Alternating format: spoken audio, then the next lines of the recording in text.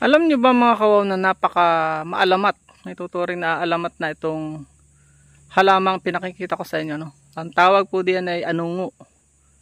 Anungo po yan na kinagkukuhanan ng mga balat.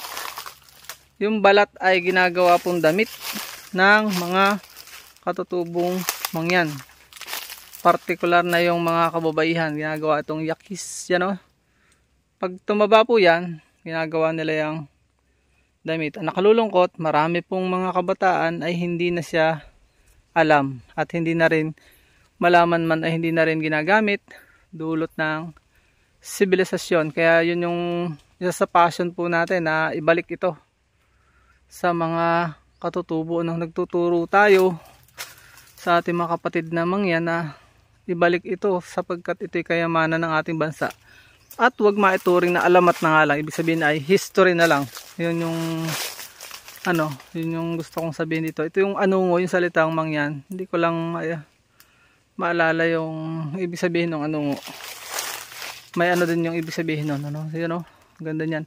Taguan din po yan ng mga pulilis, Kaya napakaganda nitong ma-preserve.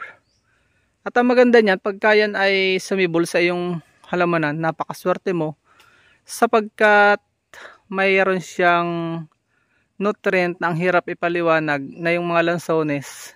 Kapag ka nakakita ka niyan, sobrang taba ng mga lansones, mabunga, nagre-rejuvenate ang balat, at talaga namang mapapawaw ka sa performance sa production. So yun lang po, naway may natutunan tayo sa maikli natin vlog na ito, ma-preserve nawa ito ng ating mga kababayan.